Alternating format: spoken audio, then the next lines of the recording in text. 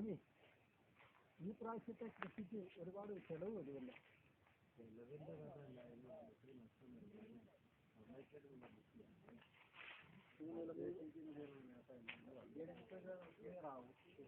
കൊണ്ട് മാത്രം ആയില്ലല്ലോ. തന്നെയല്ല, എല്ലാ പാടത്തും ഈ ആമ്പൽ ഇത്രയും കൂടുതൽ വളരെ അടുത്ത കാലത്തെങ്കിലും ഇതുപോലെ ഉണ്ടായിട്ടില്ല. നമസ്തേ. നമസ്തേ. എന്തൊക്കെയുണ്ട് ഇപ്പോൾ വിശേഷങ്ങൾ? ഞങ്ങളിങ്ങനെ ഒന്ന് നടക്കാനിറങ്ങി ഇവിടെ ഈ കണ്ടത്തിലെ കാര്യങ്ങളൊക്കെ കണ്ടു നിൽക്കുന്നു. ഏത് തലത്തിലാണ്? ഇത് ഒരു കാലം തെറ്റിയുള്ള കൃഷി രീതിയൊക്കെയാണ് ഇതിന്റെ പ്രശ്നം. പ്രകൃതിയെ മനസ്സിലാക്കാതെ കൃഷിക്ക് ഇറങ്ങിത്തിരിക്കുന്നതുകൊണ്ട്. നമ്മുടെ പൂർവികരൊക്കെ അങ്ങനെയല്ലല്ലോ, അവർക്ക് കറക്റ്റ് അറിയാമായിരുന്നു. അതുകൊണ്ട് അവർക്ക് ഈ പറയുന്ന പ്രശ്നങ്ങളൊന്നും ഉണ്ടാകത്തില്ലായിരുന്നു. ഇപ്പം യന്ത്ര സംവിധാനങ്ങളും എല്ലാം ഉണ്ടായിട്ട് പോലും കൃഷി നഷ്ടമാണ്. അത് പ്രകൃതിയെ തിരിച്ചറിയുന്നില്ല. അതുകൊണ്ടാണ് ഞങ്ങൾ വന്നിരിക്കുന്നത് ഇവിടെ ഈയിടെ എറണാകുളത്തൊരു ചുംബന സമരം എന്ന് പറഞ്ഞ ഒരു സാമൂഹിക വിരുദ്ധമായ ഒരു സമരം നടന്നു. അതിനെക്കുറിച്ച് ചർച്ച ചെയ്യാനാണ് ഞങ്ങളിപ്പോൾ വന്നത്. ഇതൊരു സമൂഹത്തിന് വേണ്ടിയുള്ള ഒരു ചർച്ചയാണല്ലോ. അപ്പോൾ നമുക്കൊരു സെൽഫ് ഇൻട്രൊഡക്ഷൻ ആവശ്യമാണ്. ഞാൻ ഇഷാഖ് ബി, മോഡൽ സ്കൂളിൽ പഠിക്കുന്നു, വയസ്കരക്കുന്ന്, കോട്ടയം. ഇത് എന്റെ ചേട്ടൻ വിനീത്. അപ്പം എന്നെ ഏറെക്കുറെ അറിയാമായിരിക്കുമല്ലോ. Sathyan Sivasakthi, ST art gallery director. ഇത് എൻ്റെ സുഹൃത്തും നമ്മുടെ ST ആർട്ട് ഗാലറിയുടെ ഡയറക്ടർ ബോർഡ് അംഗവുമാണ് NK ഷാജി 20. ഷാജിയുടെ വീട് ഇവിടെ അടുത്താണ്. അങ്ങനെ ഞങ്ങൾ ഇവിടെയൊക്കെ വെച്ച് കാണാറുണ്ട്. പിന്നെ ഏതായാലും നന്നായി ചുംബന വിഷയം, ചുംബന സമരം നല്ല കാര്യമാണ്, ഒരു നല്ല വിഷയമാണ്.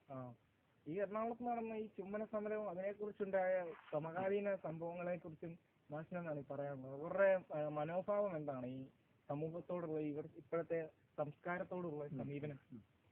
ഒന്നാമത്തെ കാര്യം, ഈ മനുഷ്യന്റെ ഭാവ വികാര ചേഷ്ടകൾ ഏറ്റവും എളുപ്പം പ്രകടിപ്പിക്കാൻ കഴിയുന്ന ഒരു ശാരീരിക അവയവമാണ് ചുണ്ടെന്ന് പറയുന്നത്. അപ്പൊ ചുണ്ടുകൊണ്ടുള്ള പ്രവൃത്തി കൂടി ആയതുകൊണ്ടാണ് ചുംബനം എന്ന് പറയേണ്ടി വരുന്നത്. അത് ഒരു നിസ്സാര കാര്യമായിട്ട് കാണാൻ പറ്റത്തില്ല. കാര്യം ഇപ്പം നമ്മളൊരു പൂവിനെ ഉമ്മ വെക്കുന്നു, ചുംബനം തന്നെയാണ്. അതുപോലെ ഒരു കൊച്ചു കുട്ടിയെ ചുംബിക്കുന്നു. ഒരു കൊച്ചു പെൺകുട്ടിയായാലും ആൺകുട്ടിയായാലും അതിനോട് തോന്നുന്ന ആ ഒരു ഭാവമല്ല ഒരു പ്രായമായ ഒരു പുരുഷനും സ്ത്രീയും തമ്മിലൊക്കെ ചിന്തിക്കുന്നത്. 5 വയസ്സ് പല രീതിയിലുണ്ട്. അതുപോലെ നമ്മളൊരു പൂച്ചക്കുട്ടിയെ ചുംബിക്കുന്നു, അതും ചുംബനം, അതൊന്നും തെറ്റില്ല അതിനകത്ത്. പക്ഷെ അതല്ല, ഇതിനകത്ത് മോഹത്തോടെ ചുംബിക്കുന്നു എന്ന ഒരു മാനസിക വ്യാപാരം കൂടെ വരുന്നുണ്ട്. അതങ്ങനെയാണ്. പിന്നെ ഇവരുടെ ഭാരതീയ സംസ്കാരം ഇന്നത്തെ ഈ ആധുനിക സംസ്കാരവുമായിട്ട് ഉള്ള വ്യത്യാസം എന്താണെന്ന് എനിക്ക് മനസ്സിലാകാത്തത്. അത് ഭാരതീയ സംസ്കാരം എന്ന് പറയുന്ന അശാസ്ത്രീയമായ യാതൊരു കാര്യങ്ങളും ഉണ്ടാകത്തില്ല. പക്ഷെ ഇതല്ല, ഇത് അശാസ്ത്രീയമാണ്. അപ്പം ഞാനും കഴിഞ്ഞ ഒരു ദിവസം ഇങ്ങനെ TV കണ്ടപ്പോൾ അതിനകത്തൊരു പത്രപ്രവർത്തക ഇതിനെ കുറേയൊക്കെ അനുകൂലിച്ച് പറയുന്ന കേട്ട്. എന്നിട്ട് അവരിതിനെ സപ്പോർട്ട് ചെയ്യാൻ വേണ്ടി പറഞ്ഞത് ഗീതാ ഗോവിന്ദം എന്ന ഒരു കൃതിയുണ്ട്. ഒരുപാട് പഴക്കമുള്ളതാണ്. പക്ഷെ ആ ഗീതാ ഗോവിന്ദത്തെ കൂട്ടുപിടിച്ച് അവരിത് പറഞ്ഞപ്പോൾ തന്നെ അവരുടെ ആ മൂല്യം എന്താണെന്ന് മനസ്സിലാക്കാൻ കഴിഞ്ഞു. കാരണം ഇപ്പം ഞാൻ ചോദിക്കട്ടെ, തെറ്റായ ഒരു രീതിയിലുള്ള ഒരു പ്രവൃത്തിയാണിതെങ്കിൽ പരസ്യമായിട്ട് ചെയ്യാൻ പാടില്ല. തെറ്റല്ല എങ്കിൽ ചെയ്യാം. പക്ഷെ അതിയുടെ ഒരു കൊച്ചു കുഞ്ഞിനോട് അല്ലെങ്കിൽ ഒരു ചിത്രശലഭത്തെ കാണുമ്പോൾ അല്ല ഒരു പൂവിനെയോ ഒരു പക്ഷി കുഞ്ഞിനെയോ ഒക്കെ നമ്മളങ്ങനെ ചെയ്യുമ്പോൾ അതിൻ്റെയൊക്കെ മാനസിക ഭാവം വേറെയാണ്. ഇത് പ്രായമായ ഇപ്പൊ തന്നെ നമ്മൾ നമ്മുടെ അമ്മയെ ചുംബിക്കുന്നു, അതുപോലെ അല്ലല്ലോ ഭാര്യയെ ചുംബിക്കുമ്പോൾ. അപ്പം മനസ്സിന്റെ പ്രശ്നമുണ്ട് ഇതിനകത്ത്. മനസ്സാ പ്രവൃത്തി ചെയ്യുന്നത് ശരീരമല്ല, ശരീരം മനസ്സിന്റെ പ്രവൃത്തിയെ പിന്തുടരുന്നു എന്നേ ഉള്ളൂ. ഒരു പുരുഷനും സ്ത്രീക്കും സ്വകാര്യത വേണ്ട ഈ ഇത്തരം നിമിഷങ്ങൾ ഇവരെന്തുകൊണ്ടാണ് ഇത്രയും പരസ്യങ്ങളായി ചെയ്യുന്നതെന്നാണ് എനിക്ക് മനസ്സിലായത്. അത് അവരുടെ മാനസിക വൈകല്യം, മനസ്സിന്റെ വൈകല്യം തന്നെ. അത് ഒന്നാമത്തെ കാര്യം. വീട്ടിൽ കിട്ടുന്ന തെറ്റായ ട്രെയിനിങ് ആണ്. പിന്നെ വിദ്യാഭ്യാസ രീതിയിൽ വരുന്ന തകരാറുകൾ കൊണ്ടും ഉണ്ടാകും.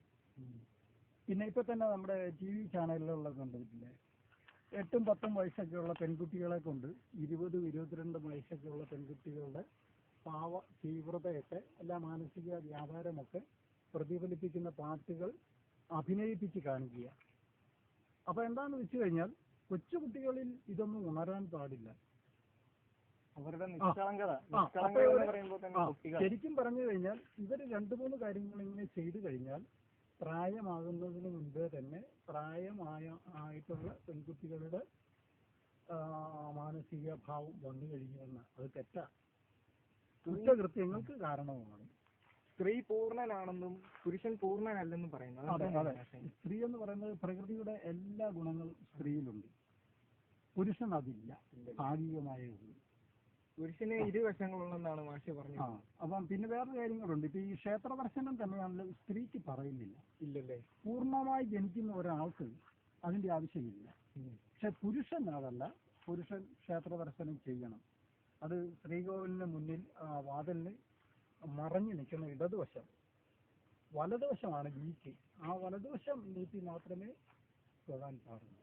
ഇപ്പോഴതെല്ലാം കൂടിക്കുഴഞ്ഞാണ് കിടക്കുന്നത്. അപ്പൊ അത് തിരിച്ചറിയില്ലാഞ്ഞിട്ടാ. പണ്ടതല്ല, വിദ്യാഭ്യാസം കുറവാണെങ്കിലും തിരിച്ചറിവ് ഒരുപാടുണ്ടായിരുന്നു. ഇന്നത്തെ ആധുനിക കാലഘട്ടത്തിൽ ഇവർ സംസ്കാരത്തിനും അവരുടെ സ്വന്തം തന്നെ വ്യക്തിത്വത്തിനും ഒന്നും പ്രാധാന്യം നൽകാത്തതിന്റെ ഒരു സൂചനയാണ് നമ്മളിപ്പോ എറണാകുളത്ത് നടന്ന സംഭവത്തിന് കാണുന്നത്. അതിന് പല സാമൂഹിക വിദഗ്ധർന്ന് സ്വയം വിശേഷിപ്പിക്കുന്ന പലരും അതിനോട് ഒരു പ്രതികരണവും ചെയ്തിട്ടില്ല. അതിന്റെ കാരണമാണ് അതിന് 2-3 കാര്യങ്ങളുണ്ട്. ഒന്ന്, ഈ അടുത്ത കാലത്ത് യേശുദാസ് പെൺകുട്ടികൾ ജീൻസ് ഒക്കെ ഇടുന്നതിനെ പറ്റി പറഞ്ഞല്ലോ. അങ്ങനെ അത് പറഞ്ഞത് ഒരു നല്ല കാര്യമാണ്. പക്ഷെ അതിനെ തെറ്റായ രീതിയിൽ വളച്ചൊടിക്കും.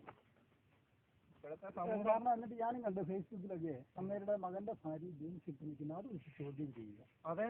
അത് തെറ്റാ. അപ്പൊ ആ ചോദ്യം ചെയ്യുന്ന ആളുടെ മനസ്സിലൊരു വലിയ പ്രശ്നമുണ്ട്.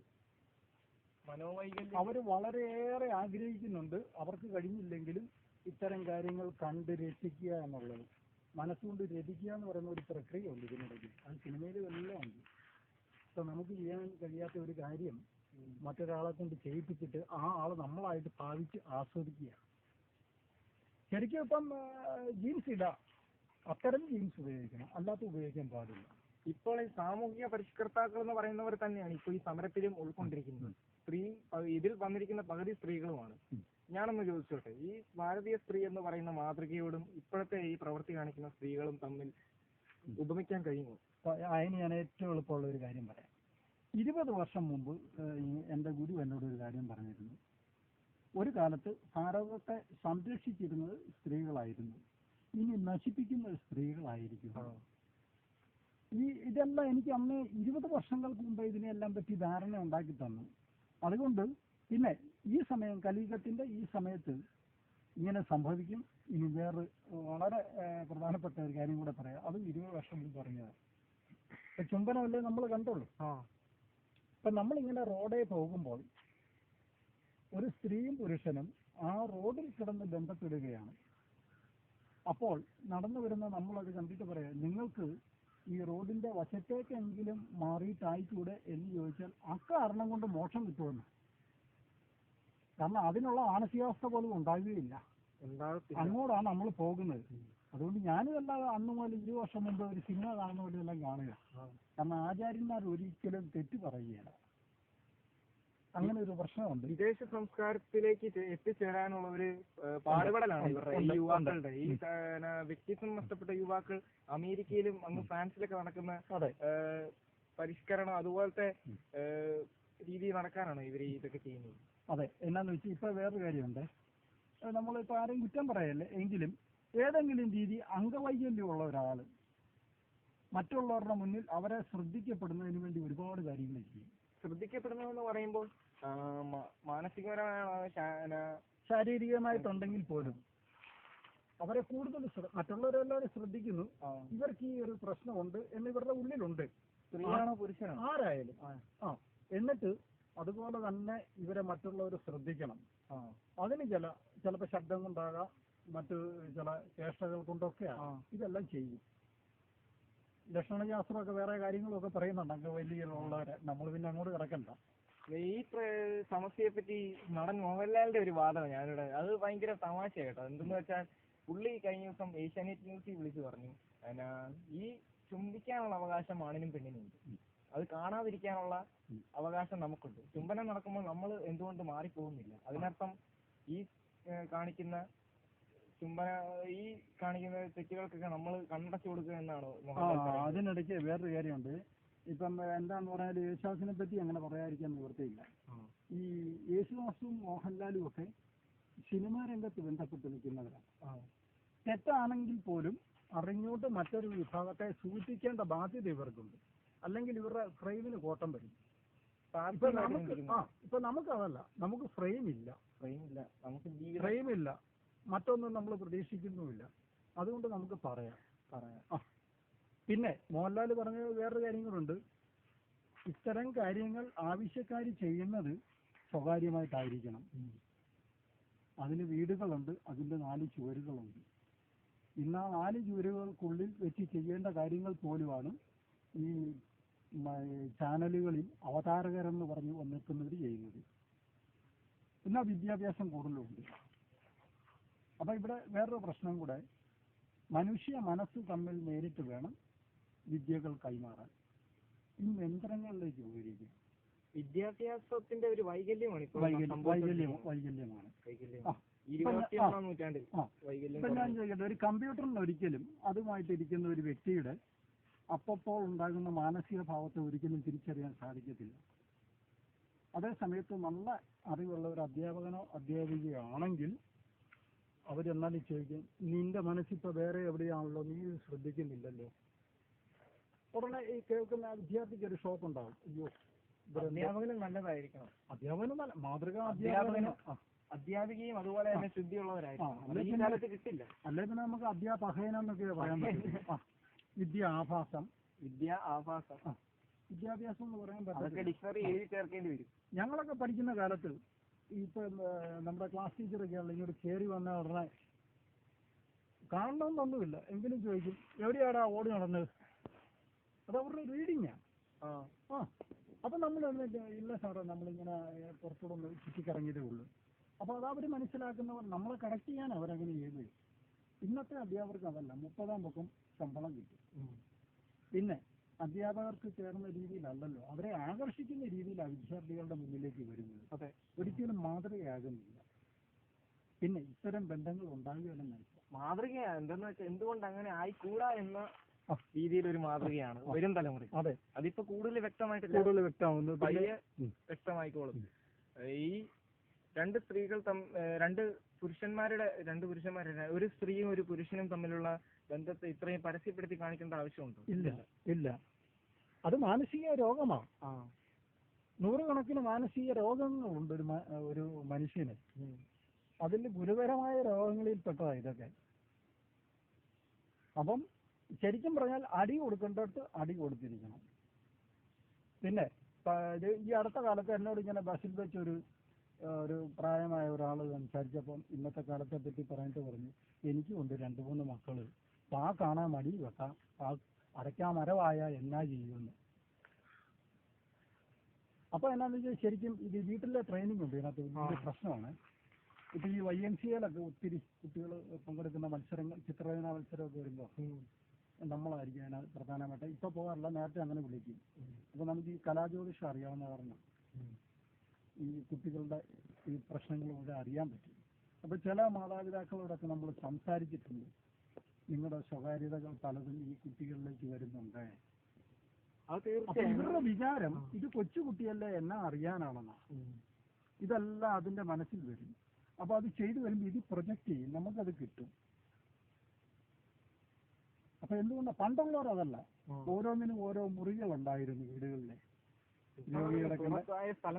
അത് വേറൊരു കാര്യമുണ്ട്. ഇപ്പൊ കലിയുഗത്തിൽ ഈ 2020 വരെ തച്ചിശാസ്ത്രം നോക്കാതെ ഗ്രഹങ്ങൾ പണിയും, അതെല്ലാം ചന്ത പോലെ ആയിരിക്കുമെന്ന്. ഇപ്പൊ ഒരു വീടിന്റെ ഹാളിൽ ഒരു അപരിചിതൻ വന്നിരുന്നാൽ ആ വീട്ടിലുള്ള എല്ലാവരും ഈ ആളുടെ മുന്നിൽ കൂടെ വേണം കയറാനും ഇറങ്ങാനും അവരുടെ മുറികളിലേക്കൊക്കെ. അപ്പൊ കുറഞ്ഞ സമയം കൊണ്ട് അയാൾ ആ വീടിന്റെ രഹസ്യം അറിഞ്ഞു കഴിഞ്ഞു. അപ്പൊ അയാൾക്ക് എന്ത് കുറ്റകൃത്യം വേണമെങ്കിലും ചെയ്യാം. ഗവൺമെന്റ് പോലും ഇതിനെപ്പറ്റി നല്ല ഒരു രീതിയിലല്ല കാണുന്നത്. കാരണം സർക്കാർ അംഗീകരിച്ചിരിക്കുന്ന എഞ്ചിനീയർമാർ ഒക്കെ ഡിസൈൻ ചെയ്തിരിക്കുന്ന ഒരുപാട് വീടുകൾ നമ്മൾ കറക്ഷന് വേണ്ടി പോകാറുണ്ട്, എന്നിട്ടെല്ലാം കാണാം. അപ്പൊ നമ്മൾ ഇന്ന് ചിലപ്പം പുതിയ ഭിത്തികളൊക്കെ പണിയിക്കും, എന്നിട്ട് കട്ടളയൊക്കെ മാറ്റിക്കും. പെൺകുട്ടികളുള്ള വീടല്ലേ, മറ്റൊരാൾ വന്നു കഴിഞ്ഞാൽ അവർ ഇവരെ പറ്റി അറിയാൻ പാടില്ല, അല്ല അവരുടെ മുന്നിൽ കൂടി ഇവർ പോകാൻ പാടില്ല, ഇതെല്ലാം നമ്മൾ പറയും. പക്ഷെ അതിനൊന്നും ഇവിടെ പ്രസക്തിയില്ല. ഇത്തരം വീടുകൾ ചെയ്യുന്നവരൊക്കെ സർക്കാർ അവാർഡൊക്കെ കൊടുക്കുന്നുണ്ട്. ആഡംബരം മാത്രമേ മാത്രമേ ഉള്ളൂ. ആഡംബരം മണിമാളിക പോലെ എന്തൊക്കെയോ പണി ചെയ്യുന്നു. അതിന്റെ പിന്നെ ഒരു കാര്യം ഇതിനകത്ത് എടുത്തു പറയേണ്ടതേ, ജന്മഗുണത്തിനൊരു പ്രാധാന്യമുണ്ട്. ഇപ്പൊ 10,000 പേര് ഇത് ചെയ്താലും നമ്മൾ അങ്ങനെ ചെയ്യണമെന്നില്ല. അതിന് ജന്മഗുണമെന്നാണ് പറയുന്നത്. സ്വന്തം കാലിൽ സ്വന്തം അഭിപ്രായത്തിൽ നിൽക്കാനുള്ള ഒരു സാധ്യത ഇപ്പോഴത്തെ ജനങ്ങൾക്ക് ഇല്ലെന്നാണോ മാഷ് പറഞ്ഞു വരുന്നത്? അല്ല, അവർക്ക് അവരെ പറ്റി ബോധ്യമാക്കാനുള്ള യാതൊരു വഴികളും ഇല്ല വിദ്യാഭ്യാസ കാലത്ത്. ഇപ്പൊ നമ്മളവിടെ പഠിക്കുന്നവരെ അറിയാമല്ലോ, ചിത്രം എഴുത്തൊക്കെ പഠിക്കുന്നവരെ, അവർ ചെയ്യുന്ന കുട്ടിട്ട് അവരുടെ കഴിവുകളെയൊക്കെ നമ്മൾ മനസ്സിലാക്കുന്നുണ്ട്.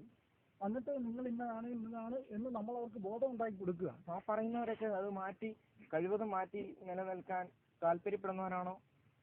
താല്പര്യപ്പെടുന്നവരും ഉണ്ട്, അല്ലാത്തവരും ഉണ്ട്. അല്ലാത്തവരോട് എന്തൊക്കെ നടപടിയാണ്? അല്ലാത്തവരോട് ഇപ്പൊ നമുക്ക് വേറൊന്നും ചെയ്യാൻ പറ്റില്ല. രാഷ്ട്രീയമെല്ലാം മാറിപ്പോയി. ഇപ്പൊ ഇങ്ങനെ ആരെയും ഒന്ന് സൂക്ഷിച്ചു നോക്കി എന്നതുപോലും കുറ്റമാണ്. അതിനെ പീഡനമായിട്ടൊക്കെ വ്യാഖ്യാനിക്കുകയും ചെയ്യും. കേട്ട ഉടനെ കോടതിയൊക്കെ നിയമപരമായിട്ട് നേരിടും. നമ്മളൊക്കെ കുറ്റവാളികളായിപ്പോയി. കുറ്റവാളികൾ. ഇത് ഈ ചുംബന സമരത്തിനിടയിൽ ഒരു സ്ത്രീയും പുരുഷനും മാത്രമല്ല പലരും തമ്മിൽ ചുംബിച്ചു.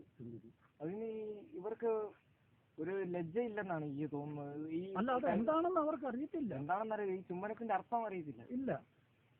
ഇപ്പൊ കറണ്ട് പോലെ തന്നെ നമ്മുടെ ഭാവത്തെ മറ്റൊന്നിലേക്ക് കയറ്റിവിടാൻ പറ്റുന്ന, തീവ്രമായിട്ട് കയറ്റിവിടാൻ പറ്റുന്ന ഒരു അവയവമാണ് ചുണ്ട്. നായ്ക്കളുമൊക്കെ കണ്ടിട്ടില്ലേ? ആ അവസ്ഥ മനുഷ്യരൂപേണ മൃഗം ചരന്തി എന്ന് പറയുന്നുണ്ട്. നമ്മൾ നോക്കുമ്പോൾ എല്ലാവിധ സെറ്റപ്പും കാണും. ഉയർന്ന വിദ്യാഭ്യാസവും ബാഹ്യമായ എല്ലാ ആഡംബരവും ഒക്കെ കാണും. പക്ഷെ ഉണ്ടെങ്കിലും അത് ശരീരം മാത്രമേ ഉള്ളൂ. ഉള്ളിലെ സംസ്കാരം മുഴുവൻ മൃഗത്തിൻ്റെലായിരിക്കുന്നു. ആ പണിയായിരുന്നു. ഈ മൈതാനത്ത് നായ്ക്കൾ കൂട്ടം കൂടി ചാടി മറിഞ്ഞ് ഉമ്മ വെച്ചൊക്കെ നടക്കുന്നതന്നെ എനിക്കിത് ഈ പത്രത്തിൽ കണ്ടപ്പോഴും തോന്നിയത്. ആ അവസ്ഥയാ. അതിനി ആര് പറഞ്ഞാലും, ഇനി സുപ്രീം കോടതി പറഞ്ഞാലും ആ അവസ്ഥ അത് തന്നെയാണ്.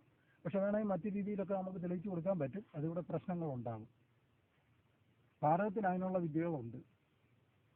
വിദേശത്താണ് ഇപ്പൊ കിർലിംഗ് ക്യാമറയുണ്ട്, ഓറാ നോക്കി കണ്ടുപിടിക്കാം. ഇപ്പോഴിവർ ചുംബനത്തിന് വേണ്ടി അവകാശം മുറവിളി കൂട്ടുന്നു. നാളെ അതിന്റെ അപ്പുറത്തേക്കാണ് പോകുന്നത്. അപ്പുറത്തേക്കിന് ഇപ്പൊ ചുംബനവും ആലിംഗനവുമാണ് വിഷയം. നാളത്തേക്കിനത് പറയാൻ പറ്റാത്തൊരു വിഷയത്തിൽ. ശരിക്കും പറഞ്ഞാൽ ഒരു വ്യക്തി ആ ആളുടെ ശരീരത്ത് മറ്റൊരാളെ സ്പർശിക്കാൻ അനുവദിക്കാൻ പാടില്ല. മറ്റുള്ള ആളുടെ ശക്തിയല്ല, നെഗറ്റീവ് എനർജി കൂടി നമ്മളിലേക്ക് വന്നു ചേരും. അത് സത്യം. അങ്ങനെയുണ്ട്. ഇപ്പൊ തന്നെ ചില വീടുകളിലൊക്കെ ചെല്ലുമ്പം ഒരു ചെറുപ്പത്തിലൊക്കെ വളരെ ചെറുതായിരിക്കുമ്പോഴേ ഭയം ഉണ്ടായിട്ടുള്ള കുട്ടികളുണ്ട്. അപ്പൊ നമ്മൾ അവരോട് പറയുമ്പോൾ ഇങ്ങനെ അവരുടെ ചൂണ്ടുവരൽ നമ്മുടെ നടുവരെ തലച്ചോറിലേക്കുള്ള വെച്ച് നമ്മൾ അതിന്റെ കാരണം കണ്ടുപിടിക്കാൻ വേണ്ടി ഒന്ന് തൊടാൻ പറയും. നമ്മൾ എന്നാൽ ഈ വൈബ്രേഷൻ സ്വീകരിക്കുന്നത് നമുക്കറിയാം എന്ന് പറഞ്ഞ പോലെ ഉണ്ട്. എന്തെല്ലാം സംഗതികൾ കയറ്റിവിടാമെന്നറിയോ? ശരിക്കും പറഞ്ഞാൽ ഈ ചുംബനമായിട്ട് നടക്കുന്നവരെ ഒരു കൊച്ചു കുട്ടികളുള്ള ഒരു വീടിന്റെ പരിസരത്തെങ്ങും അടുപ്പിക്കരുത്. അവരുടെ ചിന്തകളും ഇതിന് ദോഷം ചെയ്യും. അവർ തൊട്ടാലും ദോഷകരമായിരിക്കും. ഇവർക്ക് ശിക്ഷയാണോ നൽകേണ്ടത് അതോ വേറെ വല്ല വിധിയാണോ? അല്ല, ഇവരെ ശിക്ഷിക്കുന്നത് ആരാ? അതെ, കുറ്റമില്ലാത്തവന് ഒരിടത്തും വിധിക്കാൻ കയറി ഇരിക്കുന്നില്ല. നമ്മളെ പത്രങ്ങളിലൊക്കെ കാണുന്നില്ലേ, ജഡ്ജിമാരെ ഇന്ന അപവാദത്തിന് പിടിച്ചു എന്നൊക്കെ പറഞ്ഞ്. ഇതിന്റെയൊക്കെ മൂലകാരണം ഓർമ്മപ്പെടുത്തുക എന്നുള്ളത് മാത്രമേ ഉള്ളൂ. രക്ഷപ്പെടുന്നവർ രക്ഷപ്പെടട്ടെ, അല്ലാത്തവർ അങ്ങനെ തന്നെ പോട്ടെ, അതേ പറ്റത്തുള്ളൂ.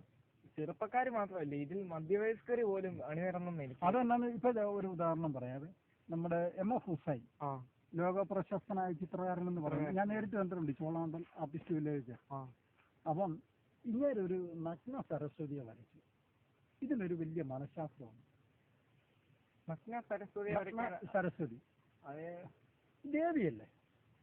അപ്പം ആ രീതി എല്ലാവരും കണ്ടോളാം. പക്ഷെ പുള്ളിയുടെ ഉള്ളിൽ എന്നാന്ന് വെച്ചാൽ ഈ നഗ്നത ആസ്വദിക്കാനുള്ള അഗാധമായ ആഗ്രഹമുണ്ട്.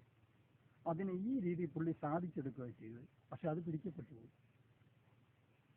അതിന് അയാൾക്കൊരു യോഗ്യത ഇല്ല. എന്നിട്ട് എന്തുകൊണ്ടാണ് പുള്ളി അങ്ങനെ ചെയ്തത്? പുള്ളി അതിനകത്തൊരു സ്ത്രീയെ കാണുന്നുണ്ട്, ഒരു മോഡലായിട്ട്. അതിനെ മനസ്സുകൊണ്ട് ഇങ്ങനെ ഇതിൽ നോക്കി ആസ്വദിക്കുക. സ്ത്രീയായ എന്തിനേയും ചുംബിക്കാമെന്ന് ആലിംഗനം ചെയ്യാനാണെങ്കിൽ ഇവിടെ എന്തൊക്കെ സ്ത്രീലിംഗമുണ്ട്. മനുഷ്യൻ മാത്രമല്ലല്ലോ, അല്ല, സ്ത്രീ വർഗത്തിൽപ്പെടുന്ന എന്തൊക്കെയുണ്ട്, വൃക്ഷങ്ങളുണ്ട്. പിന്നെ ഇതിനകത്ത് പറഞ്ഞു വരുമ്പോൾ ഒത്തിരി പ്രശ്നങ്ങളുണ്ട്. ഇപ്പൊ ഒരാൾക്ക് ഒരാളെ ചിന്തിച്ചുകൊണ്ട് മറ്റൊരാളെ ചിന്തിക്കുന്നതായിട്ട് ഭാവിക്കാൻ പറ്റും. അത് ചുംബനം നീക്കുന്ന ആളെക്കാളും മറ്റേ ആൾക്കാ ദോഷകരമായി ബാധിക്കുന്നത്. അയാളുടെ മനസ്സിന് ചാഞ്ചാട്ടം ഉണ്ടാക്കും. നമുക്കത് അത് പിക്ചറൈസ് ചെയ്തിട്ട് വരും. മനുഷ്യന്റെ കണ്ണെന്ന് പറയുന്നത് കണ്ണുകൊണ്ടും ചുണ്ടുകൊണ്ടും കാണിക്കാൻ കഴിയുന്നതാണെന്ന് മാഷ് പറഞ്ഞു. അതെ, ചുണ്ടുകൊണ്ടെന്ന് പറയുന്നത് ചുംബനം മാത്രമാണോ? ചുണ്ടുകൊണ്ട് ചുംബനം എന്ന് പറഞ്ഞു കഴിഞ്ഞാൽ അതിനകത്ത് ഒരു സെക്കൻഡിൽ ഒരു 10,000 kV തരംഗങ്ങളല്ല കടത്തി വിടുന്നത്. പുള്ളിയേക്കാളും ശക്തിയുള്ളതാണ്. അത് പോകുകയല്ല. പ്രത്യേകിച്ച് ആദ്യ അനുഭവമാണ് ആ ആൾ മരിക്കുന്നത് വരെ. പിന്നീട് എത്ര ചുംബനങ്ങൾ കിട്ടിയാലും ഇത് പൊടിയത് കിട്ടും. അപ്പൊ ഇങ്ങനെയുള്ള പ്രശ്നങ്ങളുണ്ട്. ഇപ്പോഴത്തെ കുട്ടികൾ വഴിതെറ്റിപ്പോ ഇപ്പൊ അതിൽ അണിനിരന്ന 10,000 കണക്കിന് ആളുകളും 18 വയസ്സുള്ളവരും അതിന് താഴെയുള്ളവരൊക്കെയാണ്. പക്ഷെ വേറൊരു രസം അതിനകത്ത് ഒരു തമാശയെ, ഇതെല്ലാം കൊച്ചിയിലാണല്ലോ. പണ്ടുള്ളവർ പറഞ്ഞിട്ടില്ലേ, കൊച്ചി കണ്ടാൽ അച്ചി വേണ്ടത്. കണ്ടോ എന്തൊരു അവർക്ക് വിദ്യാഭ്യാസം ഇല്ല, അനുഭവങ്ങൾ മാത്രമേ ഉള്ളൂ. അവരാ പറഞ്ഞിരിക്കുന്ന കൊച്ചി കണ്ടാൽ അച്ചി വേണ്ടത്. ഞാനിങ്ങനെ കണക്ട് ചെയ്യുന്നുണ്ട്, എനിക്കിങ്ങനെയുള്ളതിനോടാ. പ്രകൃതി കൊടുത്ത അറിവാണ് അവർക്ക് കൊച്ചി കണ്ടാൽ അച്ചി വേണ്ടെന്നുള്ളത്. ഇപ്പോഴത്തെ കാണേണ്ടിയും വരുന്നു. അപ്പൊ അതിനകത്ത് ഒരു കാര്യവും ഇല്ലാതില്ല. ഒരു പക്ഷെ ആ ഭൂപ്രകൃതിയുടെ പ്രശ്നവും ആകാം. ഇപ്പൊ തന്നെ ഒരു എറണാകുളത്തിൽ പോയി കഴിഞ്ഞാൽ തന്നെ ഒരു വിദേശ സംസ്കാരമാണ് നമുക്ക് തോന്നുന്നത്. അത് തന്നെയല്ല, മറ്റു കുറ്റകൃത്യങ്ങളും ഗുണ്ടകളും എല്ലാം പഴയ കേരളത്തോടും ഇന്ത്യയോടും ഉപമിക്കാൻ കഴിയുന്ന അല്ല, മിക്സഡ് സംസ്കാരം. ഇതിനെ നിയന്ത്രിക്കാൻ ആരുമില്ലെന്നല്ല, കുറ്റം ചെയ്യുന്നവരുടെ ഒരു ഗ്രൂപ്പ് തന്നെയാണ് ഇതിനെ നിയന്ത്രിക്കുന്നത്. അതാ അവർക്ക് തന്നെ ഏത് ഭരണം വന്നാലും അതിൽ സ്വാധീനവുമുണ്ട്. അപ്പൊ അന്നേരം നേരത്തെ തന്നെ സഹായിക്കുന്ന എന്നാ ഇത് തൊട്ടേക്കരുത് കേട്ടോണ്ട്. അതാ ഇതിന്റെ പ്രശ്നം. പക്ഷെ ഇത് മാറും. ഇതിനിടയ്ക്ക് വേറെ ആള് വരും, അതും നമ്മൾ പ്രതീക്ഷിക്കുന്നുണ്ട്. ഈ അവിടെ ഉള്ള സ്ത്രീകളെല്ലാം ഈ മതം പൊട്ടിയ ആനകളെ പോലെ ചുംബിക്കുമെന്ന് മുദ്രാവാക്യം വിളിക്കുന്നതിനോട് യോജിക്കുന്നവരോട് അല്ല. അപ്പൊ വേറൊരു കാര്യം, ഇവരാരെ ചുംബിക്കെന്ന് പറഞ്ഞു, ഒരു കൊച്ചു കുഞ്ഞിന് ചുംബിച്ചോട്ടെ, അല്ല ഒരു പൂച്ചക്കുട്ടിയോ ഒരു പട്ടിക്കുട്ടിയോ ചുംബിക്കട്ടെ, അല്ല ഒരു 80 വയസ്സായ ഒരു ആണോ പെണ്ണ് ചുംബിക്കട്ടെ.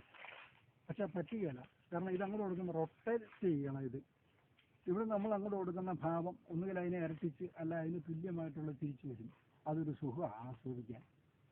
ഇത് മനോരോഗമോ, യാതൊരു സംശയവുമില്ല. ഇവരിങ്ങനെ കാണിക്കുമ്പോൾ നമ്മളൊന്ന് ആലോചിക്കണം, ഇവരുടെ മാതാപിതാക്കൾ എങ്ങനെയാണ് ഇവരെ സമീപിക്കുന്നതെന്നും. വേറൊരു കാര്യം, അവരിൽ നിന്നാ ഇവരിലേക്ക് വന്നത്. അവരുടെ പൈതൃകത്തെ സംസ്കാരം നമ്മൾ സൂക്ഷിക്കണം. പണ്ട് ഒരു സ്ത്രീയോ പുരുഷനോ വിവാഹം ചെയ്താൽ അവർക്ക് ഉറങ്ങാനും മറ്റുള്ള മുറി പ്രത്യേകമുണ്ട്. ഒരു വീട് പണിയുമ്പോൾ അങ്ങനെ ചെയ്യും. പുതുതായിട്ട് പ്രായമായവർക്ക് പ്രത്യേകതയുണ്ട്. ചെറുപ്പക്കാർ ആൺകുട്ടികളോ പെൺകുട്ടികളോ ആണെങ്കിൽ അതിന്റെ അപ്പുറത്തോ ഇപ്പുറത്തോ പ്രായമായ ഒരാളുടെ മുറി കാണും. കാരണം ഇവരൊന്ന് ചലിച്ചാൽ അവരുടെ ശ്രദ്ധയിൽ വരണം. ഇന്നതല്ല, വീട് വിട്ടുപോയി 10 വർഷം കഴിഞ്ഞാലും അറിയത്തില്ല. ഇപ്പോൾ സംസാരവും ഇടപെടലും ഫാമിലിയിലുള്ള കുടുംബത്തിലുള്ള അംഗങ്ങൾ തമ്മിൽ കുറവാണ്. പ്രശ്നങ്ങൾ മനസ്സിലാക്കാൻ ഇവരെല്ലാം തിരക്കിനിടെ പൈസ കണ്ടെത്തുന്ന എന്നാ പറയാ, അവർക്കെല്ലാം അവരുടെ സ്വകാര്യത. അമേരിക്കയിലൊക്കെ അങ്ങനെയാണ്. ഇവിടുന്ന് കുറെ പേര് പോയി ബനിയൻ പോലത്തെ ബ്ലൗസും ഒക്കെ ഇട്ട് നടന്ന് അവരാണല്ലോ ഇപ്പൊ ഇവിടുത്തെ സംസ്കാരത്തെ നിയന്ത്രിക്കുന്നത്. ഇപ്പോൾ കൊച്ചിയിൽ വന്നു ചേരുന്ന ശക്തി എന്ന് പറയുകയാണെങ്കിൽ ബാഹ്യമായിട്ടുള്ള രാജ്യങ്ങളുടെ എല്ലാം വന്നു ചേരുന്ന കൊച്ചിയിലാണ്. കേരളം, കൊച്ചി, അതാ ഇപ്പം ലോക പ്രശസ്തമായിട്ടിരിക്കുന്നത്. അതുകൊണ്ട് അവിടെ അവരുടെ എല്ലാ മാനസികാവസ്ഥയാണ് ഇവരിലേക്ക് അടിച്ചേൽപ്പിച്ച് ഇപ്പോ ഉള്ള സിനിമകളിലും ഇതിലും കലാരൂപം ആധുനിക കലാരൂപം എന്ന് സ്വയം വിശേഷിപ്പിക്കുന്ന പലതും. ഇപ്പൊ തന്നെ മുമ്പ് മോഹൻലാൽ, അങ്ങനെ അതിലേക്ക് തിരിച്ചു വരാം. ചുംബനം ഇല്ലാത്ത മോഹൻലാലിന്റെ ഏതെങ്കിലും ഒരു സിനിമയാണ് ഇല്ല. അത് പുള്ളിക്കാനെ ന്യായീകരിക്കല്ലാതെ പിന്നെ എന്നാ പറ്റും? കാരണം യേശുദാസിനോട് മകന്റെ ഭാര്യ ജീൻസ് ഇട്ടല്ലെന്ന് ചോദിച്ചവർ ആരെങ്കിലും ചോദിക്കുക, മോഹൻലാൽ ചുംബിക്കുന്നില്ലെന്ന് ചോദിച്ചാലോ? മോഹൻലാൽ ചുംബിക്കുന്നത് ഒരു കാര്യം ഓർക്കണം, അയാൾ മറ്റൊരാൾക്ക് വേണ്ടി നിയോഗിച്ച സ്ത്രീയെയാണ് ചുംബിക്കുന്നത്. സ്വകാര്യ സ്വത്തിൽ കൈവെക്കരുതെന്നുണ്ട്. അതെ, ആരുടെയും സ്വകാര്യ സ്വത്ത് എന്ന് പറയുമ്പോൾ ഇപ്പം എന്തുവാകാം, സ്ത്രീയോ പുരുഷനോ വസ്തുവകളോ എന്തുവാകാം. അല്ലെങ്കിൽ മനുഷ്യനാകുമ്പോ അല്ലേ അവരുടെ സമ്മതം ഉണ്ടായിരിക്കും.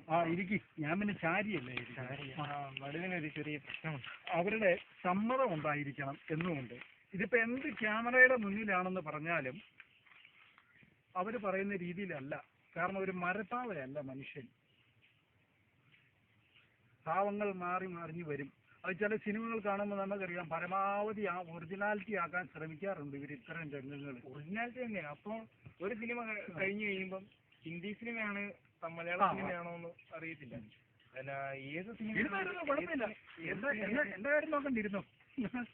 ഏത് സിനിമയാണെങ്കിലും ആ സിനിമയ്ക്ക് ശേഷം അതിൽ അഭിനയിച്ച നടന നടിയുമായിട്ട് ഒരു ബന്ധം ഉണ്ടായും. അത് സ്വാഭാവികമാണ്. അതിനെ ചൊല്ലി ഈ മീഡിയകളെല്ലാം ഓരോ കഥകൾ പുറത്തിറക്കും. അല്ല, കഥകളല്ല.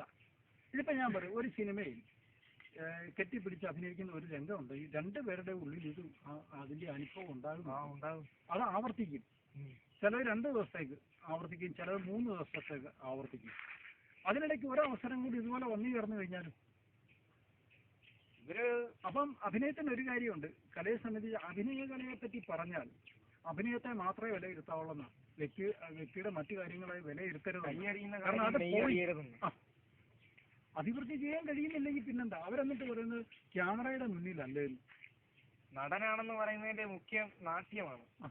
നാട്യകല അറിയാത്തവന്മാർക്ക് ഈ അഭിനയിക്കാൻ കഴിഞ്ഞാൽ പിന്നെ ഹിന്ദി സിനിമയുടെ ഒരു വലിയ പ്രശ്നം എന്നാണെന്നറിയാം. ഹിന്ദി സിനിമ ഇന്ന് എന്തിനാ ചെയ്യുന്നതെന്ന് ചോദിച്ചു കഴിഞ്ഞാൽ അല്പവസ്ത്രധാരികളായി സ്ത്രീ പുരുഷന്മാർക്ക് നൃത്തം ചെയ്യാനും അതിനൊക്കെ മുഖത്തിനൊന്നും വലിയ പ്രാധാന്യമില്ല ഹിന്ദി സിനിമ. ക്യാമറയ്ക്ക് ഇങ്ങോട്ട് പോകുന്നൊന്നും നമുക്ക് മുഖാഭിനയമൊന്നും അവർക്ക് വേണ്ട. മുഖത്തിന് താഴോട്ടുള്ള അഭിനയങ്ങളാണ്, സംഭാഷണങ്ങൾ തന്നെ കുറവാണ്. അതെ, മലയാള സിനിമയെല്ലാം ഇത് തന്നെയാണ്. കാരണം ഇന്ന് ആളെ പിടിക്കണമെങ്കിൽ ഇതൊക്കെ വേണമെന്നാണ്. അപ്പൊ അത് തെറ്റായ സന്ദേശം അതിനകത്ത് വരുന്നത്. ഇനിയിപ്പോ അങ്ങനെ ചെയ്യുന്ന ഒരു നടനോ അല്ലെ ഒരു സംവിധായകനോ, സുരേഷ് ഗോപിയൊക്കെ ഇപ്പൊ ഒത്തിരി കാര്യങ്ങൾ ഇങ്ങനെ സാമൂഹിക സേവനം അങ്ങനെ എല്ലാം പറഞ്ഞു നടക്കുന്നുണ്ട്. എന്നിട്ട് ഇന്ന് പരസ്യക്കാരന്റെ മോഡലാകുകയും ചെയ്യും. ഇവരെ എന്തിരിക്കുന്നു ഈ സിനിമാക്കാരെ പറയുമ്പോഴും നമ്മളൊരു കാര്യം ചിന്തിക്കണം. ഈ സമൂഹം ചെയ്യുന്നത് ഇതുപോലെയുള്ള പ്രവർത്തനം ആയതുകൊണ്ടാണ് ഇവരെ ആകർഷിക്കാൻ അവരുടെ അതേ തലത്തിൽ ചിന്തിക്കുന്നത്. ഈ സിനിമയും അതുപോലുള്ള കലാരൂപങ്ങളും ഒക്കെ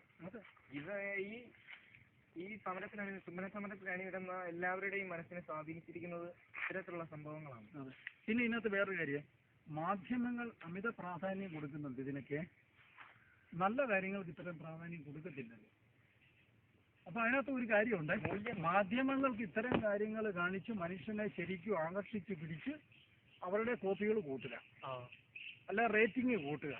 പിന്നെ ഇവനെ ഇതൊക്കെ കണ്ട് ആസ്വദിക്കുകയും ചെയ്യാവുന്നു.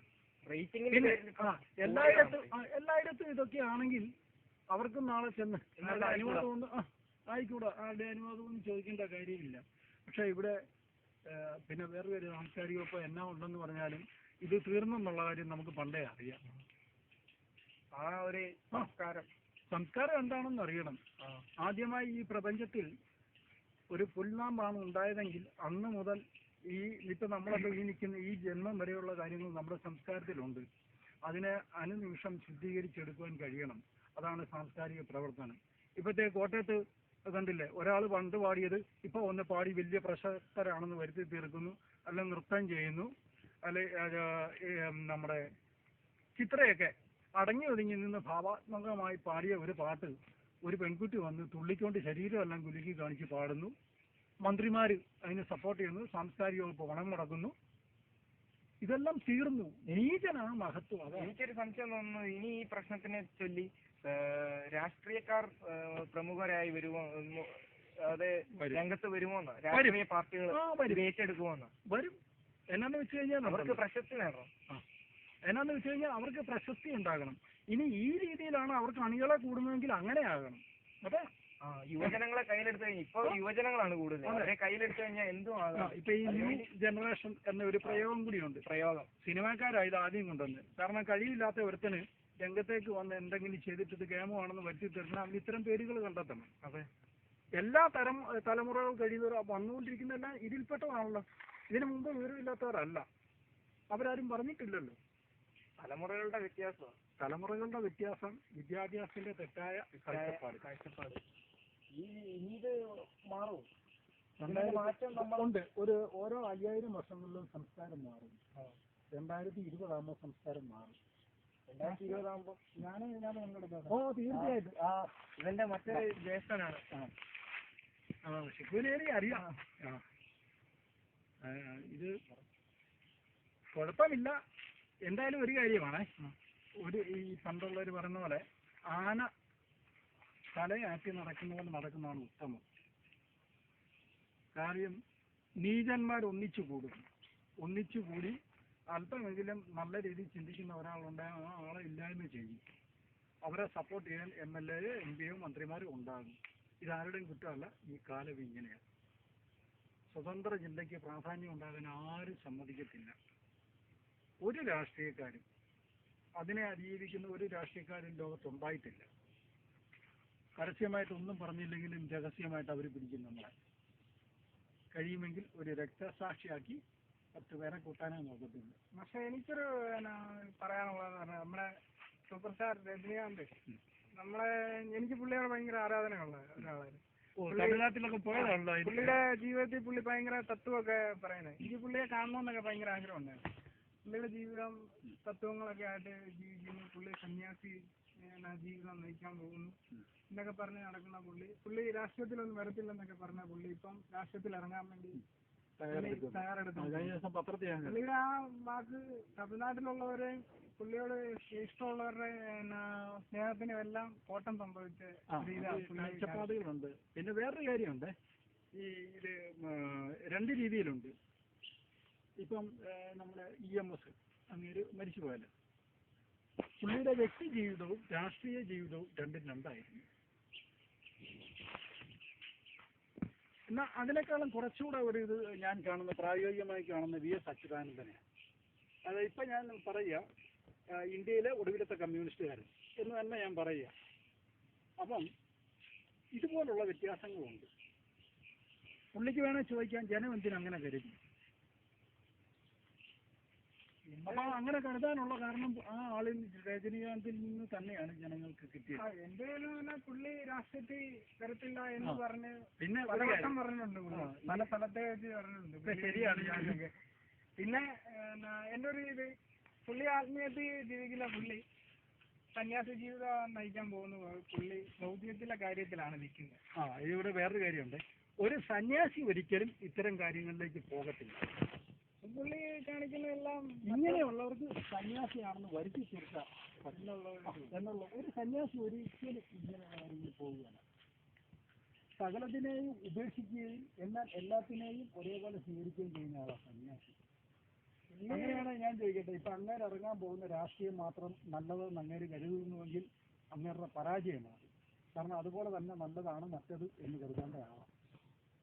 അങ്ങനെ കഴിയുന്നില്ലെങ്കിൽ അത് ഒരു വ്യക്തിയുടെ പരാജയമായിട്ട് കാണണം. അതുമല്ല പണ്ടത്തെ യോഗിമാരും യോഗീശ്വരന്മാരൊക്കെ ഹിമാലയത്തിലൊക്കെ പോകുന്നത് ഹെലികോപ്റ്ററും സെക്യൂരിറ്റിമാരും ഒന്നുമല്ല. ഈ പുള്ളി പോകുന്നത് പുള്ളിയുടെ സെക്യൂരിറ്റി, ഹെലികോപ്റ്റർ, ആധുനിക എല്ലാ സൗകര്യമൊക്കെ വെച്ചാണ് പുള്ളി ഹിമാലയത്തിൽ പോകുന്നത്. അങ്ങനെ ഒരു ആൾക്ക് അങ്ങനെ എത്തിപ്പെടാൻ പറ്റിയ സ്ഥലമാണോ? ജീവഭയമുള്ള യോഗി അല്ലേ? കലിയത്തിൽ യോഗിമാരുണ്ടാവുകയല്ല, സന്യാസിമാരുണ്ടാവുകയില്ല എന്ന് പറഞ്ഞാൽ ഒട്ടും ഉണ്ടാവുകയല്ലെന്നല്ല, ആന്തരികമായിട്ടേ ഉണ്ടാവും. ഒരു യോഗിയെ സന്യാസിയെ കൊണ്ട് തിരിച്ചറിയത്തില്ല. പണ്ടതല്ല, അറിയാമായിരുന്നു. അല്ല, അത്ര യോഗശാസ്ത്രമൊക്കെ അത്ര ഉച്ചമുള്ളവർ നോക്കുമ്പോഴേ അവർക്കറിയാം ഇന്നയാൾ പോകുന്നയാൾ സിദ്ധനാ അല്ല യോഗിയാണ് എന്നൊക്കെ. അല്ലാത്തവർക്ക് അറിയാൻ പറ്റത്തില്ല. ഭാരതത്തിന് യോഗശാസ്ത്രമുണ്ട്, ലോകത്ത് വേറൊട്ടും ഇല്ല. ഇത് പുള്ളി ജനങ്ങളെ പറ്റിക്കുക, പ്രത്യേകിച്ച് തമിഴ്നാട്ടിലുള്ള മക്കളെയല്ല. പിന്നെ ഇതിനിടയ്ക്ക് വേറെ കാര്യങ്ങളുണ്ട്. ഓരോരുത്തരുടെയും വ്യക്തിപരമായ ചില വിജയങ്ങളും പരാജയങ്ങളും ഉണ്ട്. ഇപ്പൊ അങ്ങേരുടെ ഒരു കാഴ്ചപ്പാടിലൂടെ ഇങ്ങനെ പോകുന്നു. അത് നല്ലതിന് വേണം, ചീത്തയ്ക്ക് വേണം. പക്ഷെ ആ പോക്കിലൂടെ മറ്റാർക്കും അങ്ങനെ ഒരു പരാജയം ഉണ്ടാകാതിരിക്കണമെന്നുള്ള ഒരാഗ്രഹം കൂടി ഇങ്ങോട്ടുണ്ടായിരിക്കണം. സന്യാസി ആയില്ലെങ്കിലും സന്യാസത്തിന്റെ ഒരു ഭാഗമാണ്. പുള്ളിയുടെ എല്ലാ പടത്തിനും പുള്ളി ഭയങ്കര തത്വമൊക്കെ പറയാം. പുള്ളി ഒരു പടത്തിൽ ഞാൻ പറഞ്ഞിട്ടുണ്ട്, പണം അളവിനായാൽ അത് നമ്മളെ കാക്കും, പണം അധികമായ അതിനെ നമ്മൾ കാക്കണം. ഈ പുള്ളി കോടികളും വെച്ചിട്ട് കാണിക്കുന്ന ഈ പുള്ളി ഉപയോഗിച്ച് ഭയങ്കര ആർഭാട ജീവിതമൊക്കെ നയിക്കുന്നു. ഈ പുള്ളിക്ക് കോടിയുടെ ആവശ്യമൊന്നുമില്ല. ഈ പുള്ളി പറഞ്ഞ ആ തത്വത്തിൽ പുള്ളിക്ക് ജീവിക്കാറുണ്ട്. പുള്ളി പക്ഷെ അങ്ങനെയല്ല ജീവിക്കുന്നത്. അതൊക്കെ ചെയ്യാം. അതിന് വേറെ കാര്യം, നമ്മുടെ പൂർവികർ പറയാറുണ്ടല്ലോ, പണം വന്നാൽ ഗുണം പോകും. അത് തെറ്റുകയാണ്.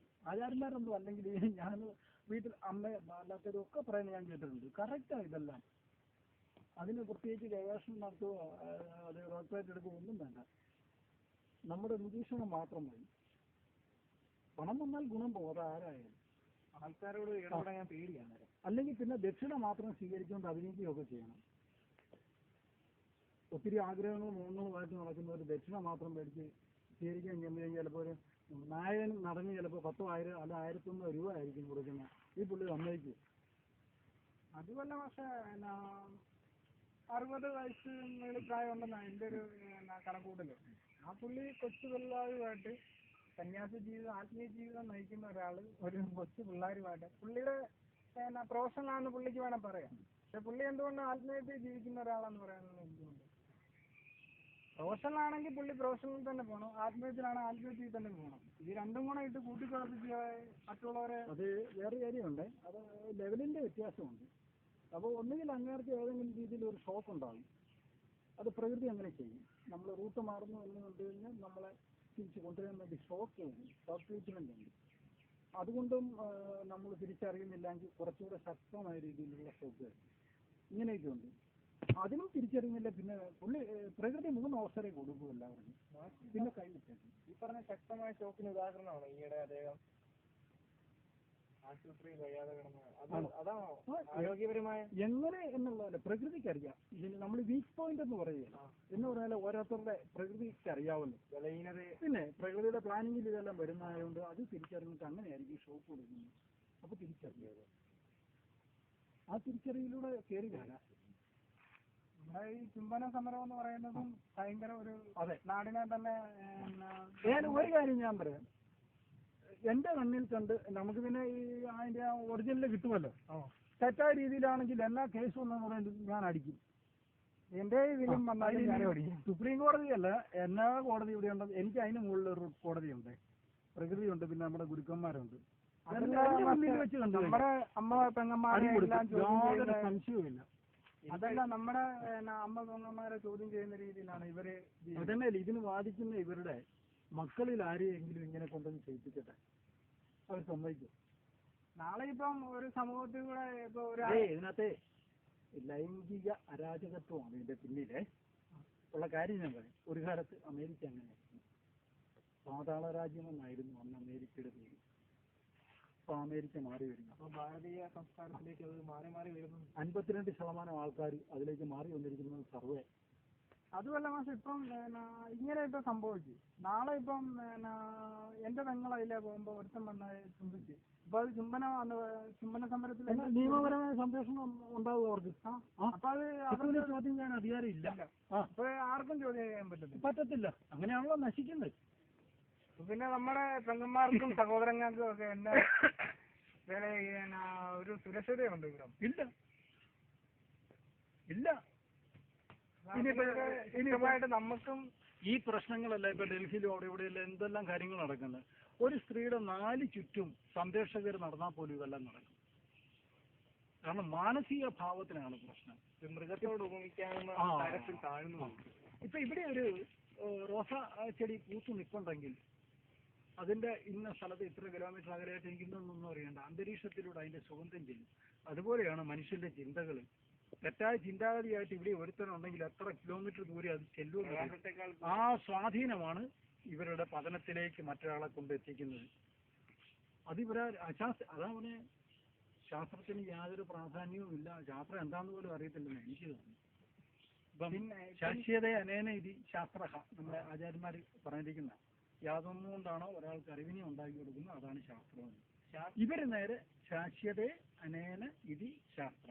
ശാസ്ത്രജ്ഞൻ എന്ന് പറയുന്നതിന്റെ അർത്ഥം ശാസ്ത്രത്തോട് അജ്ഞനായിട്ടുള്ളവനാണോ? അതെ അതെ, ഇന്ന് ശരിക്കും അതാ. ശരിക്കും ശാസ്ത്രജ്ഞൻ എന്ന് പറയുന്ന ആചാര്യന്മാര് അവര് പറയുന്നതിൽ തെറ്റില്ല, അവരെഴുതിയതിൽ തെറ്റില്ല. അതെന്നും സംഭവിച്ചുകൊണ്ടിരിക്കുന്നു. അതുകൊണ്ടാണ് ഇന്നത്തെ ശാസ്ത്രജ്ഞർ നാളത്തതും ആചാര്യന്മാർ.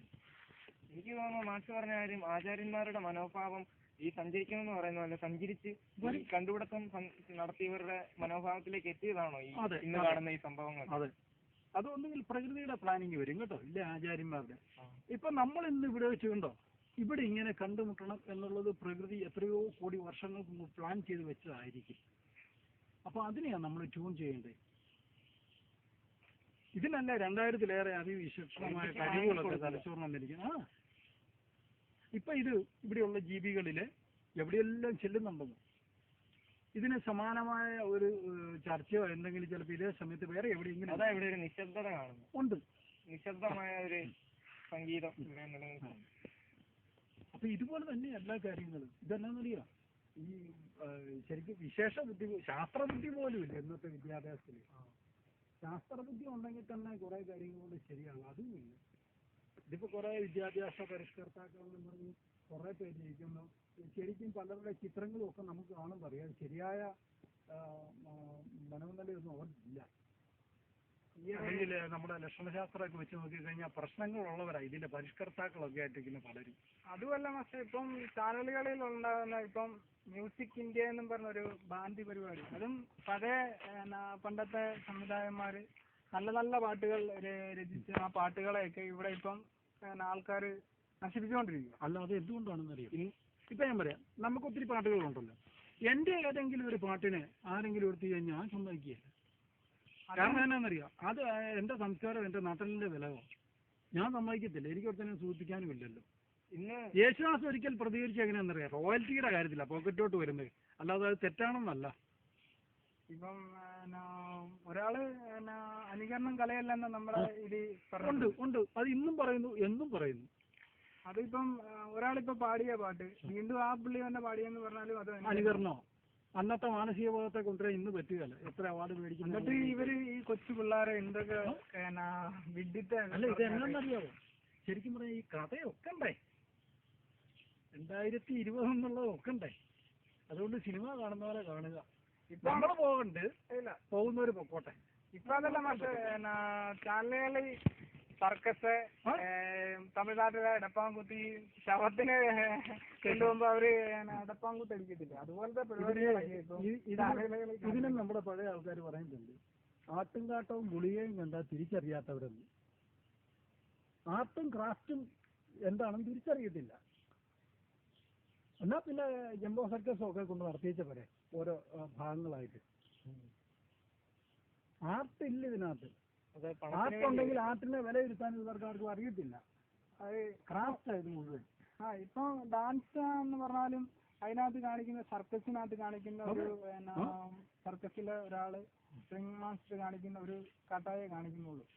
തല കുത്തി മറിയുക, റോപ്പ് തൂങ്ങി ഡാൻസ് കളിക്കുക, ഇതൊക്കെ നമ്മൾ സർക്കസിലേ കണ്ടിട്ടുള്ളൂ. ഇതെന്നാന്നറിയാം, ഇതെല്ലാം റഷ്യനും ഇറ്റലിയും ഒക്കെ അടിച്ചു മാറ്റുന്ന നമ്മുടെ ഭാരതത്തിനകത്ത്. അതേസമയത്ത് അവർ ചെയ്യുന്നത് എന്താ, ഇവിടെ വന്ന് ഭരതനാട്യവും മോഹിനിയാട്ടവും കഥകളിയും മറ്റു സംഭവങ്ങളുമായിട്ട് അവരങ്ങോട്ട് പോകുന്നു.